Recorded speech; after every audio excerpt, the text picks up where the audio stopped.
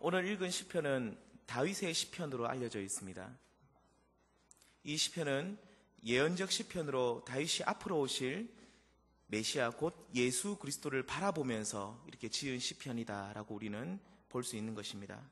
오늘 이 말씀해 보시면 이렇게 그리스도와 함께 원수들이 등장하는 것을 볼 수가 있습니다.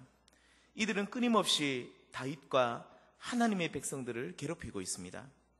이러한 현실 속에서 그리스도께서는 이 원수들을 완전히 소멸하실 것이며 영원한 승리를 그의 백성들에게 안겨줄 것이다 라고 오늘 약속하고 있는 것을 볼 수가 있습니다. 사실 여기에 나온 다윗의 원수들은 오늘날 성도들의 거룩한 생활을 방해하는 악한 사단의 세력과는 조금 다릅니다. 실제적으로 눈에 보이는 세력들이며 이스라엘의 왕이었던 다윗을 심히 힘들게 했던 어떤 일련의 사람들이라고 볼 수가 있는 것입니다. 오늘 본문 앞부분인 시편 109편 말씀과 함께 연관해서 잠시 보시면 이들은 다윗을 이유 없이 괴롭히고 저주하는 악한 무리들을 말하는 것입니다. 다윗의 위대함은 이들을 향해 혈기를 부리지 않았다는 것입니다. 얼마든지 자신의 힘과 지위를 이용해서 원수들을 물리칠 수도 있었지만 다윗은 원수 갚는 것을 오직 하나님께 맡겼습니다. 그리고 하나님께서 그들을 물리쳐 주실 것을 기대하고 있었던 것을 우리는 볼 수가 있습니다. 오늘 읽지는 않았지만 시편 109편 마지막 절인 31절 말씀해 보시면 그가 궁핍한 자의 오른쪽에 서사 그의 영혼을 심판하려 하는 자들에게서 구원하실 것이미로다 라고 말하고 있습니다. 다윗은 자신을 괴롭히고 심판하려는 악한 무리들을 직접 대적하지 않았습니다. 곧 그는 원수들 가운데서 궁핍한 자가 되었던 것입니다. 스스로 억울한 일을 당하면서 궁핍한 자가 되었던 것입니다. 그랬더니 하나님께서 자신의 오른편에 서서 구원해 주시는 하나님을 보게 되었다라고 고백하고 있습니다. 오늘 읽은 시편 110편 말씀은 이 시편 109편에 이어서 이렇게 원수들을 직접 물리쳐 주시는 그리스도를 고백하고 있는 것입니다. 시편 109편에서는 하나님께서 다윗의 우편에 서셔서 그의 원수들을 물리쳐 주셨고 시편 110편에서는 하나님께서 하나님의 우편에 앉아 계신 예수 그리스도께서 원수들을 물리쳐 주신다는 사실을 고백하고 있는 내용인 것입니다. 시편 110편에 나온 이 원수들은 눈에 보이는 원수들을 넘어서 오늘날 눈에 보이지는 않지만 이 세상을 참으로 다스리고 있는, 지배하고 있는 악한 영들을 말하고 있습니다. 이들이 지금은 득세하고 기세등등하지만 하나님 보좌 우편에 앉아 계신 그리스도께서 이들을 완전히 물리쳐 주실 것을 오늘 말씀해 주고 있는 것입니다. 오늘 우리는 이렇게 원수들을 물리쳐 주시는 하나님을 더욱 신뢰해야 할 것입니다. 오늘날 우리들의 문제는, 오늘날 성도들의 문제는 우리가 하나님보다 먼저 앞서서 일한다는 것에 있다고 봅니다. 원수 갚는 것도 내가 해야 되고 교회를 바로잡는 것도 내가 해야 되고 악한 사람들을 훈계하는 일도 내가 먼저 해야 된다라고 나서는 것을 보게 됩니다. 그런데 오늘 읽은 말씀뿐만 아니라 시편 109편 말씀 그리고 많은 성경에서 강조하고 있는 것은 너희는 먼저 하나님을 바라보라는 것입니다. 너희가 나를 바라볼 때에 내가 너희를 위해서 싸우고 너희 문제를 해결하겠다고 하나님께서는 약속해 주고 있는 것입니다. 제가 대학 다닐 때 잠시 몸담았던 선교단체에서 다음과 같은 말을 참 많이 했습니다. 기도보다 성령보다 앞서지 말자. 이 말은 우리가 어떤 일을 먼저 해결하려고 나서지 말아야 한다는 것입니다. 오직 하나님께 먼저 기도하고 모든 것을 하나님께 먼저 맡기면서 하나님께서 일하시는 것을 기대하라는 것입니다. 그렇게 할 때에 하나님께서는 우리 삶 속에서 놀라운 일들을 행할 것이라 하는 그런 뜻의 말인 것입니다. 혹시 여기 계신 성도님들 중에 어떤 일을 하고 있는데 자꾸 일이 되지 않고 실패를 경험하고 계신 분들이 계십니까? 그렇다면 혹시 내가 하나님보다 먼저 앞서서 하는 일은 없는지 우리 자신을 살펴봐야 할 것입니다. 하나님보다 나의 생각과 행동이 먼저 앞서지 않은지 우리 자신을 잘 살펴보시기를 바랍니다. 내가 앞장서기보다는 모든 문제를 먼저 하나님께 맡기고, 그러면서 하나님께서 모든 문제들을 하나씩 해결해 가시는 것을 우리 성도님들을 바라볼 수 있는, 그것을 목도할 수 있는 은혜가 있기를 바랍니다. 이렇듯 오늘 읽은 말씀을 통해서 우리보다 앞장서서 원수들을 이기시고 승리하시는 예수 그리스도에 대해서 우리가 잠시 살펴보도록 하겠습니다. 오늘 본문 1절 2절 말씀은 다윗의 주가 되신, 왕이 되신 그리스도께서 원수들을 이기시고 그들이 발판이 되게 하기까지 계속해서 싸우겠다는 그런 약속의 말씀인 것입니다. 그리스도께서는 하나님 보좌 우편에 앉으셔서 능력으로 이 일들을 행하고 계신다라고 고백합니다. 1절 말씀을 보시면 이렇게 말하고 있습니다. 여호와께서 내 주에게 말씀하시기를 내가 내 원수들로 내 발판이 되게 하기까지 너는 내 오른쪽에 앉아 있으라 하셨도다. 또한 이렇게 그리스도께서는 능력으로 원수들을 다스리기 위해서 하나님께서는 친히 주의 권능의 규, 여기서는 지팡이를 말합니다. 이 지팡이를 보내주신다라고 약속하고 있습니다. 이러한 능력의 지팡이로 원수들의 세력을 제어하고 계신다는 것입니다. 하나님의 이러한 통치는 오늘날에도 계속해서 이어지고 있습니다. 고린도전서 15장 24절에서 26절까지 말씀해 보시면 십자가에서 죽으시고 부활하신 그리스도께서는 악의 세력들을 완전히 이기시고 그 왕권을 아버지께로 온전히 돌릴 것을 약속해 주고 있습니다. 하나님의 이러한 약속은 지금 또 계속해서 성취되고 있다는 사실을 기억하시기를 바랍니다.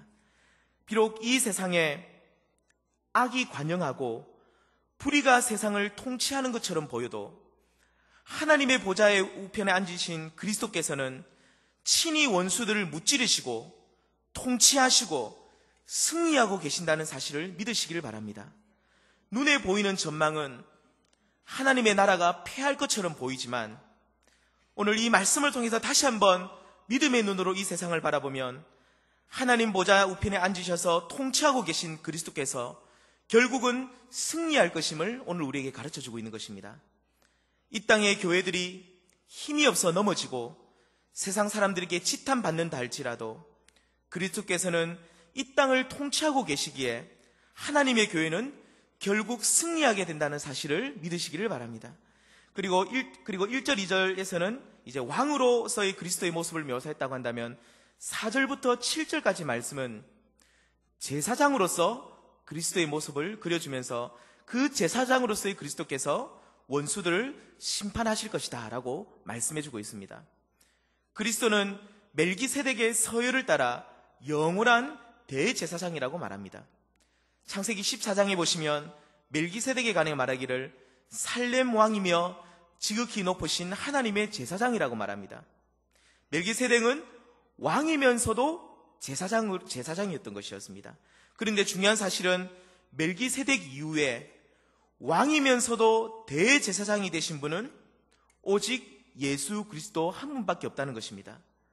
이렇게 왕이요 대제사장이신 그리스도께서는 하나님 보좌 우편에 앉으셔서 오늘 말씀해 보시면 왕들을 쳐서 깨뜨리실 것이며 뭇 나라를 심판하신다라고 말씀합니다.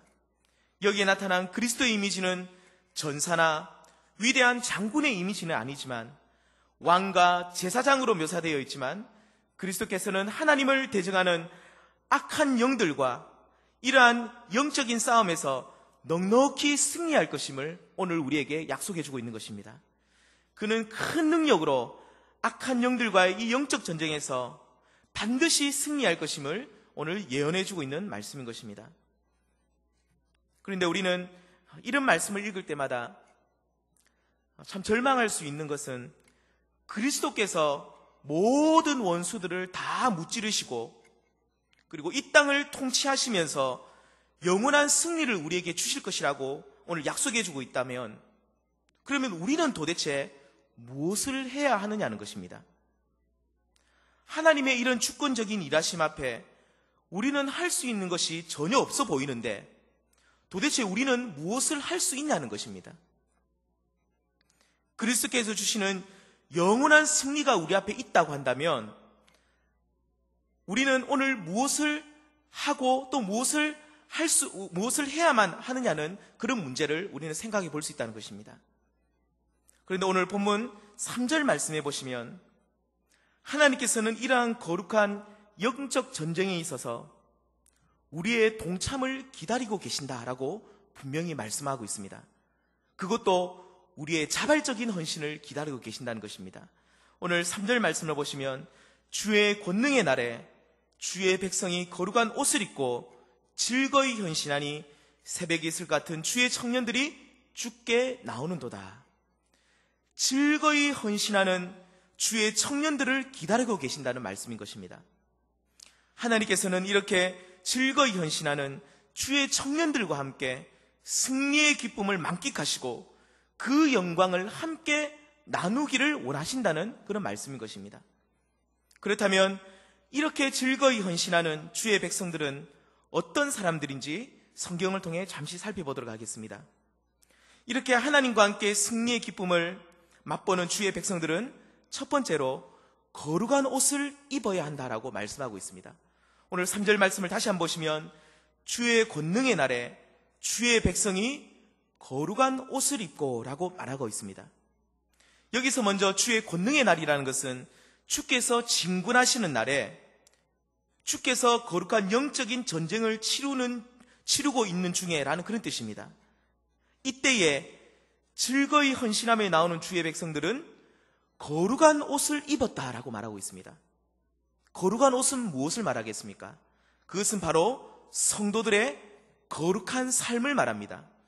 골로새서 3장 12절 말씀해 보시면 그러므로 너희는 하나님이 택하사 거룩하고 사랑받는 자처럼 긍휼과 자비와 겸손과 온유와 오래 참음을 옷 입고 라고 말합니다.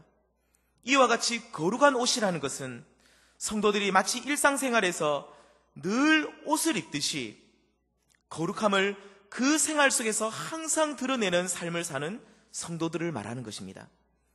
하나님께서는 이렇게 거룩한 옷을 입고 주께로 헌신하는 성도들을 기다리고 계십니다. 비록 자발적으로 헌신했다 할지라도 성도가 거룩한 옷을 입지 못했을 때는 하나님의 이 영광스러운 전쟁에 동참할 수 없다는 것입니다. 주의 권능의 날에 함께 참여할 수 없다는 것입니다. 동참하기만 하면 승리는 보장되어 있고 영원한 기쁨을 누릴 수 있는 이 거룩한 전쟁에 우리가 얼마나 하나님 앞에서 거룩한 마음으로 거룩한 옷을 입고 나아가고 있는지 우리 자신을 살펴보시기를 바랍니다. 하나님께서는 이렇게 거룩한 옷을 입고 즐거이 헌신하는 주의 백성들을 기다리고 있다는 사실을 우리 성도님들 기억하시기를 바랍니다. 오늘 우리가 악한 영이 지배하는 이 세상과의 싸움에서 실패하는 것은 우리가 힘이 없기 때문이 아닙니다. 우리 안에 거룩함이 없기 때문이라는 사실을 우리 성도님들 믿으시길 바랍니다. 하나님이 주도권을 잡으셔서 영원한 승리를 주시는 거룩한 영적 전쟁은 힘의 전쟁이 아니라 그리고 피를 흘리는 싸움이 아니라 우리 안에 성결의 전쟁이며 정결의 전쟁이라는 사실을 믿으시길 바랍니다. 누가 하나님 앞에서 거룩함을 지켜나가는가가 전쟁의 성패를 좌우한다는 사실을 믿으시고 거룩한 옷을 입으시고 하나님의 거룩한 진군에 동참하셔서 승리의 기쁨을 누리시는 성도님들 되시길 바랍니다. 혹시 여기 계신 성도님들 중에 나는 날마다 이 영적인 전쟁에서 패배한다는 자괴감에 사로잡힌 분들이 계십니까? 다시 한번 일어나셔서 우리의 삶을 관찰하시기를 바랍니다. 하나님이 일어나셔서 친히 싸우는 이 전쟁에서 나의 삶이 얼마나 거룩하고 정결한 가운데 있는지 다시 한번 우리 자신을 살펴보시기를 바랍니다. 우리가 아직까지도 벗어버리지 못한 더러운 옷을 입고 있다면 이것을 온전히 벗어버리시고 정결함으로 새롭게 단장한 거룩한 옷을 입으시고 주께로 나오시기를 바랍니다. 우리가 이렇게 주께로 나오기만 하면 그리스도께서는 우리에게 영원한 승리를 우리에게 안겨준다는 사실을 우리 성도님들 반드시 믿으시기를 바랍니다. 두 번째로 하나님의 거룩한 전쟁에 동참하는 성도는 새벽 이슬 같은 사람이다라고 오늘 말씀하고 있습니다. 여기서 이 새벽 이슬이라는 말은 새벽의 품에서 나오는 이슬이라는 뜻입니다. 그러면 여기서 새벽이라는 말과 이슬이라는 말을 이해할 필요가 있다고 봅니다. 먼저 이슬이라는 말은 무슨 뜻이겠습니까? 성경에서는 이 이슬이라는 말을 생명이라는 뜻으로 그렇게 풀이하고 있습니다. 이사야서 26장 19절 말씀해 보시면 주의 이슬은 빛난 이슬이니 땅이 죽은 자들을 내놓으리로다 라고 말씀하고 있습니다. 그러므로 이슬과 같은 주의 백성들은 생명력이 넘치는 주의 백성이라는 그런 말입니다. 오늘날 그리스도를 통해 영원한 생명을 얻고 그 생명이 차고 넘치는 사람을 일컬어 이슬과 같은 주의 백성이라고 그렇게 말하고 있다는 것입니다. 예수님께서는 당신께서 이 땅에 오신 목적에 대해서 요한복음 10장 10절에서 분명히 밝히고 있습니다. 내가 온 곳은 양으로 생명을 얻게 하고 더 풍성히 얻게 하려는 것이라. 그러므로 이슬과 같은 성도는 이와 같이 그리스도 안에서 풍성한 생명을 누리는 성도를 말하고 있습니다. 하나님이 주신 영원한 그 생명을 마음껏 누리고 풍성히 누리는 사람이 이슬과 같은 하나님의 백성이라는 것입니다. 그렇다면 새벽 이슬과 같은 이라고 말할 때 이 새벽이라는 말은 무슨 뜻이겠습니까? 방금 전에 말씀드렸지만 이 새벽은 새벽의 품이라고 했습니다. 그렇다면 이 새벽의 품은 무슨 뜻이겠습니까? 새벽은 이슬을 탄생시키는 곳입니다. 이슬이 맺힐 수 있는 곳이 바로 새벽의 품이라는 것입니다. 그러므로 여기서 말하는 새벽은 이슬과 같은 영적인 생명력을 가진 성도들을 탄생시키는 곳을 말합니다. 그렇다면 우리 성도들이 영적인 생명을 더욱 풍성하게 하는 새벽의 품은 어디를 말하겠습니까? 그것은 결국 영원한 생명의 근원이 되신 하나님의 품이라고 우리는 말할 수 있습니다. 그러므로 새벽 이슬, 곧 새벽의 품에서 나온 이슬은 하나님 품에서 나온 생명력 있는 성도라고 말할 수 있는 것입니다. 성도에게 있어서 생명의 근원이 되시는 새벽의 품과 같은 하나님의 품에서 날마다 나오는 성도가 새벽 이슬 같은 성도라는 것입니다. 그렇다면 이 말씀에서 누가 하나님의 거룩한 전쟁에 동참할 수 있다고 오늘 말하고 있습니까? 그것은 바로 하나님의 품에서 생명의 풍성함을 누리는 성도를 말합니다. 생명의 근원이 되신 새벽의 품과 같은 하나님의 품에서 풍성한 생명을 누리고 그 생명의 풍성함으로 이 땅을 살아가는 성도가 하나님의 거룩한 전쟁에 동참할 수 있는 사람이다라고 오늘 말씀해주고 있는 것입니다. 그 어느 성경 공부 교재에 보면 다음과 같은 예화가 나옵니다. 세계 일주가 평생의 꿈이었던 한 청년이 있었습니다. 그는 언젠가는 이 세계 일주를 꼭 하고 말 것이라는 굳은 결심을 하고 있었습니다. 어느 날 길을 가다가 세계 일주를 할 수 있는 크루즈 배가 있다는 것을 알게 되었습니다. 그런데 그 배값이 얼마인지 보니까 엄청나게 비쌌습니다. 하지만 그는 희망을 버리지 않고 열심히 밤낮으로 일했습니다. 그리고 그 백삭을 아무것도 먹지 않으면서 그 백삭을 조금씩 모으게 되었습니다. 그리고 이제 배가 떠날 날이 얼마 남지 않았을 때 그는 그 백삭을 지불할 수 있는 비용을 다 마련했고 결국 배에 승선할 수가 있었습니다. 문제는 이제 그 백삭을 지불하고 난 뒤에 돈이 얼마 남지 않았다는 것이었습니다. 그래서 그는 어떻게 하면 이 세계 일주를 하는 동안 이 적은 돈으로 어떻게 먹고 살 수 있을까라는 그런 고민에 빠지게 되었습니다. 그러던 중에 가장 싸면서도 보관도 편리하고 오랫동안 먹을 수 있는 건빵을 사기로 그는 결심을 했습니다. 그리고 그는 남은 돈으로 건빵을 다 샀습니다. 몇 푸대를 샀습니다. 그리고 배에 올라서 꿈에 그리던 세계 일주를 시작하게 되었습니다. 금강산도 식후경이라고 그는 허기진 배를 이 건빵으로 채우기 시작했습니다. 그런데 하루가 지나고 이틀이 지나면서 그리고 사흘이 지나면서 이제 그는 더 이상 건빵을 먹을 수 없을 만큼 물리게 되었습니다. 그를 근데 더욱 힘들게 했던 것은 배 선상에서 날마다 버리지는 연회였습니다. 맛있는 음식들이 즐비하게 준비되어 있는 그 연회들, 거기서 음식을 먹고 있는 사람들의 모습을 볼 때마다 그는 너무나도 괴로웠습니다. 그는 그 음식을 두 번도 말고 세 번도 말고 딱 한 번만이라도 먹고 싶었습니다. 그래서 그는 선장에게 찾아갑니다. 그리고 이렇게 말합니다. 선장님, 제가 이 음식을 딱 한 번만 먹게 해주십시오. 그러면 제가 이 배에서 어떤 일이라도 다 하도록 하겠습니다. 그렇게 울먹이면서 말했습니다. 그러자 그 선장은 야릇한 눈빛으로 그를 물끄러미 쳐다보면서 이렇게 말했습니다. 당신이 지불한 배삭스에 모든 밥값이 다 포함되어 있습니다. 그러니 주저하지 마시고 지금이라도 올라가서 맛있는 음식을 마음껏 드십시오라고 그렇게 말하던 것이었습니다. 이 예화는 하나님께서 그리스도 안에서 성도들에게 주신 생명의 풍성함을 누리지 못하고 있는 그리스도인들을 비꼬고 있는 예화입니다. 하나님께서는 우리에게 생명을 주시되 풍성하게 주셨습니다. 하나님이 주신 구원의 티켓에는 모든 풍성함을 누릴 수 있는 특권이 그 안에 다 들어있다는 것입니다.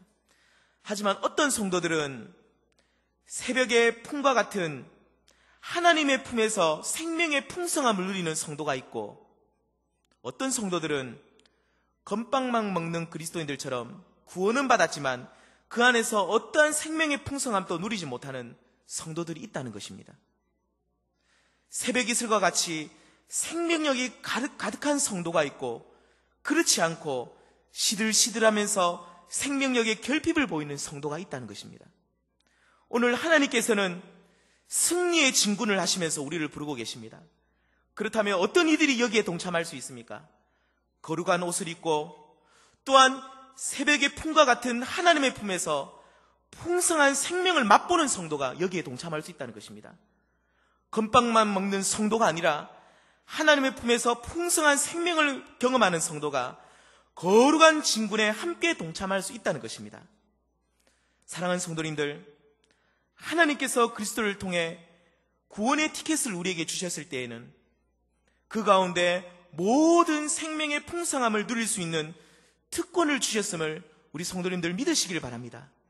그 사실을 아시고 날마다 하나님의 품 안에서 생명의 풍성함을 회복하시고, 그래서 하나님께서 진군하시는 그 진군에 함께 동참해서 날마다 승리를 맛보시는 우리 성도님들 되시길 바랍니다.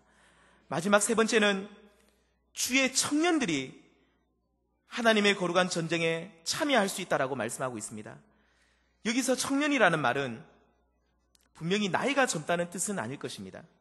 만약 여기에 신체적으로 젊은 청년들만 말한다고 한다면 여기 계신 성도님들 중에 주의 권능의 날에 참여하지 못하시는 분들이 계실 것입니다. 그렇다면 여기서 청년은 누구를 말하겠습니까? 바로 새벽 이슬과 같은 주의 청년입니다. 새벽 이슬과 같은 성도는 어떤 성도라고 했습니까? 바로 하나님의 품 안에서 생명의 풍성함을 맛보는 사람입니다. 그러므로 여기서 청년이라는 말은 그리스도로 인해 생명력이 넘치는 사람을 말합니다. 생명력이 넘칠 뿐만 아니라 모든 일에 이 생명으로 말미암아 적극적이고 활력이 넘치고 그리고 긍정적인 생각을 가진 사람을 바로 청년이라고 말하고 있습니다. 이런 의미에서 나이가 많아도 청년과 같은 사람이 있고, 이와는 반대로 나이는 젊어도 젊은이와 같은 기상이 없는 사람도 있다는 것입니다. 사랑하는 모든 성도님들 안에는 이와 같은 젊은이의 기상이 가득 넘쳐나시는 은혜가 있기를 바랍니다. 이 청년의 기상으로 하나님 앞에서 정말 살았던 한 사람을 소개하겠습니다. 바로 여분네 아들 갈렙입니다. 그는 가나안 땅을 정복하여 땅을 분배할 때에 여호수아에게 이렇게 말합니다. 그날에 여호와께서 말씀하신 이 산지를 지금 내게 주소서. 당신도 그날에 들으셨거니와 그곳에는 아낙 사람이 있고 그 성읍들은 크고 견고할지라도 여호와께서 나와 함께 하시면 내가 여호와께서 말씀하신 대로 그들을 쫓아내리다 하니, 갈렙이 이 산지를 내게 주십시오라고 했을 때 그때 나이가 85세였다라고 성경 기록하고 있습니다. 그의 육체는 비록 예전만 못했지만 그의 정신만큼은 여전히 살아있었고 청년의 기상으로 가득했다는 것입니다. 그리고 그는 가나안 정복의 거룩한 전쟁에 동참코자 하는 열정으로 가득했던 것입니다. 오늘 우리에게 이렇게 갈렙과 같은 청년의 기상이 넘쳐나기를 소망합니다. 주의 권능의 날에 하나님께서는 이와 같이 청년의 기상이 가득 넘치는 성도들의 헌신을 기다리고 계십니다.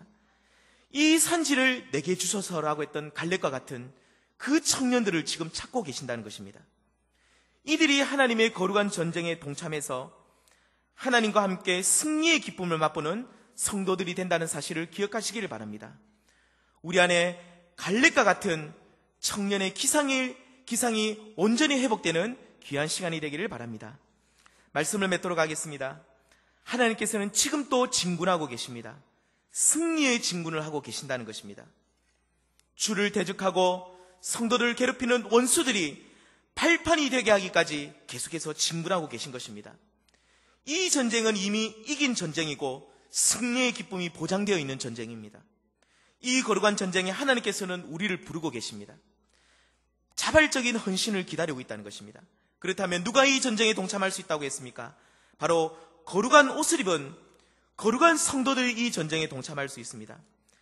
자신의 삶에서 성결의 전쟁을 끊임없이 벌이는 성도가 이 거룩한 전쟁에 동참하여 승리의 기쁨을 만끽할 수 있다는 것입니다. 그리고 두 번째는 새벽 이슬과 같은 성도라고 했습니다. 새벽 이슬 같은 성도는 생명의 근원이 되신 하나님 품 안에서 생명의 풍성한 생명을 누리는 성도라고 말했습니다. 하나님께서는 그리스도를 통해 우리에게 약속하신 생명의 풍성함을 누리는 성도가 거룩한 승리의 전쟁에 동참할 수 있다라고 약속하고 있습니다. 마지막은 청년들을 부르고 계십니다. 뒤로 물러가 두려움 속에 사로잡혀 있는 성도가 아니라 청년의 기상으로 하나님의 거룩한 전쟁에 동참하고자 하는 그 열정이 가득한 성도들을 오늘 부르고 계신다는 것입니다. 생명력이 넘치고 활력이 넘치고 청년의 기상이 가득한 이 주의 청년들이 오늘날 하나님이 주신 승리를 맛볼 수 있다는 것입니다. 우리 모든 성도님들은 이렇게 거룩한 주의 전쟁에 동참하여 하나님이 주시는 그 영원한 승리를 맛보시는 모든 성도님들 되시기를 바랍니다.